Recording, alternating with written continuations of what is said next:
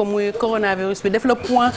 Covid ak waxtaanee deuxième vague est-ce que day am ou pas est-ce que c'est le moment d'avoir peur qu'est-ce qu'on doit faire. Oui je veux dire je veux pas que ñu alarmer nit yi quand même parce que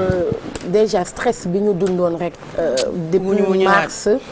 ñaanuñu yàlla dundaat stress boobu noonu donc faut pas que ñu alarmer nit yi faut pas que nit yi ñu tiit mais dina baax ñu resserrer waat ceinture yi respecter waat tout ce qui est geste barrière ak yooyu parce que demoon nañu ba retrouver wu ak pratiquement une cinquantaine de personnes yoo xamante ne ñoom ñoo nekkoon sous traitement aujourd'hui bu 100 yi tegaatee njàkkare day commencer waat di ñëw ci société bi mais on veut pas que ça se passe comme ça li ñu bëgg mooy que ku nekk xam li la war parce que gënoon na metti ñu retrouver wu avec 3000 cas yu teg et pourtant ñu ngi ko doon gérer donc aujourd'hui duñu aaju ñaanuñu yàlla àggaat fu ñuy waxaatee couvre-feu fu ñuy waxaatee toog leen seen kër yi ñu def télétravail ñu defaat demi-confinement wala quelque chose comme ça et li woon mooy duñ fa àgg parce que sénégalais yi aujourd'hui ku nekk conscient nga ci li nga xamante ne moom la coronavirus mën a yàq mais ñun alerte bi nga xamante ne xëy na moo ñu tiital bokk na ci bi nga xamante ne moom le premier des sénégalais def muy le président Macky Sall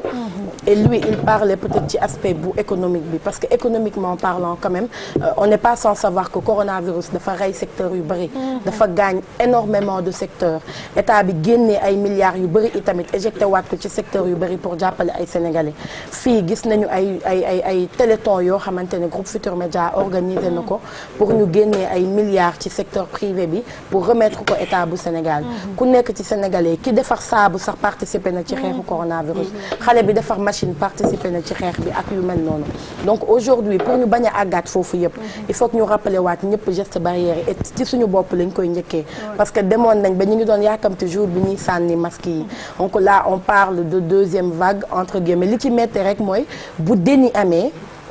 day jafe ñu xeex ko parce que là booy xool les commentaires wala ku nekk waxtaan bu mu ciy def ak sa morom déni mooy bañ a nangu ne lii am na donc ils te disent deuxième vague mais est-ce que xam nga loolu du ñun kese parce que boo xoolee Italie lan moo tax seen deuxième vague métti géré déni la ñu am ba pare nangootuñu déglu gouvernement bi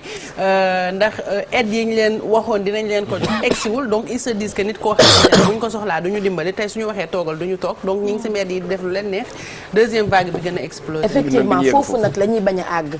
donc pour foofu ñu bañ fa àgg il faut que déni bañ a am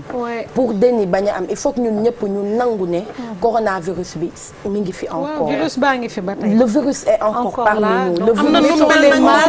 am na nu mel Sénégal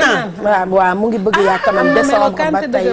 voilà donc il faut que ñu nangu ne que le virus est là il est parmi nous il circule encore parmi nous et pour ça il faut ku nekk ci ñun nga serré waat ceinture bi ñu respecté waat geste barrière yi qu'on remette encore nos masques lépp li nga xamante ne daal moom lañ doon def ba discipline bi ñu tegoon voilà ñu gën ci continuer tey par contre bu ñu ko méngalee ak démb nga xam ne on s'est retrouvé avec plus d'une quarantaine de cas tey on se retrouve juste avec 14 cas ce qui est bien mais comme boobu ak léegi échelle bi day yéeg ak di wàcc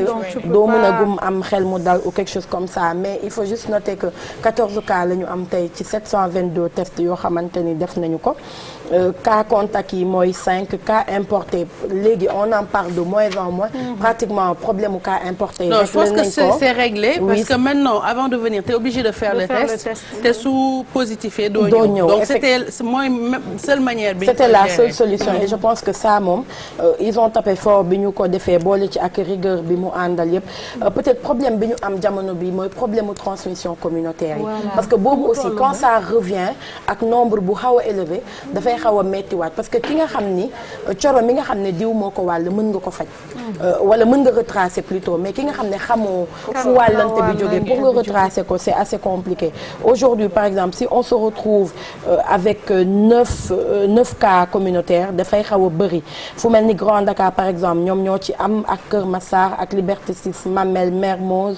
Ngor Nord Foire Pété ak Point E ku nekk am benn xam nga loolu dafay xaw a bëri ñu ngi gis ni que taux bi wér mu ngi commencé waat di wàññeeku ça aussi du xaw a dal xel torop là on se retrouve avec 10 patients yoo xamante ni ñoom ñoo wér cas grave yi mu ngi échelonné waat nànk-nànk tey on se retrouve avec 6 cas graves on n'a pas noté de décès heureusement donc aujourd'hui bi mu fi ñëwee ak léegi on compte plus de 16 000 cas yoo xamante ni Sénégal jot na ko am plus de 15 000 yi ñoom ñoo wér 333 yi ñoo ñàkk seen bakkan aujourd'hui 148 personnes ñoo nekk sous traitement xam nga bëri woon na ci jamono boo xamante ni on parlait de 50 personnes yu nekk sous traitement ak yu mel noonu donc économiquement encore une fois on le dit et on le répète président Macky Sall nee na du ñu àttan deuxième vague te bu ñu am économie bi bu doxul du ñu lekk du ñu naan suñu doom yi du ñu jàngi bu ñu feebaree du ñu faju donc de grâce il faut encore une fois kuy soññ sa bopp ngay njëkkee que ñëpp defaat li ñu defoon télévision yi delluwaat ci soññ bi bu baax a baax que tout le monde s'y met et que ñu mën a éradiquer coronavirus dellu ci suñu ay grand bal ak yu mel noonu. surtout grand bal. important na daal ci décembre. surtout grand bal. on risque de passer ay fêtes de Noël yu loow te loolu bëgguñu ko donc nañu takkaat masque yi rek te sedd bi mu ngi ñëw dina baax. yàlla baax na en tout cas corona ni mu def 2020 bi nii moom bu ko naree def 2021 dañuy si nekk déedéet bu mu ñëw ci ils ont un peu causé ça par contre. tout à l'heure j'ai entendu un des médecins le dire. comme dañu commencé dugg ci seddaay bi les gens ont tendance à tout fermer donc te d'habitude comme foofu la ñu wax que voilà donc il faut vraiment aérer comme waxoon nañu que naaj bi da ciy participer bu baax pour rey virus boobule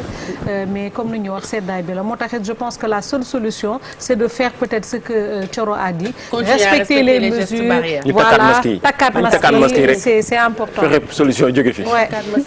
yëf yi jóge fi corona bi jóge fi ci TV show bi di corona solution di ngeen am solution yu bari ngir xeex feebar bi avant ñuy quitter xam naa ni Adja dina leen joxaat quelques conseils rek pour xeex li nga xamante ne moom mooy coronavirus sonnal na ñëpp. da ngay seetaan yow itam seetaanuma vocal doon jàll noonu.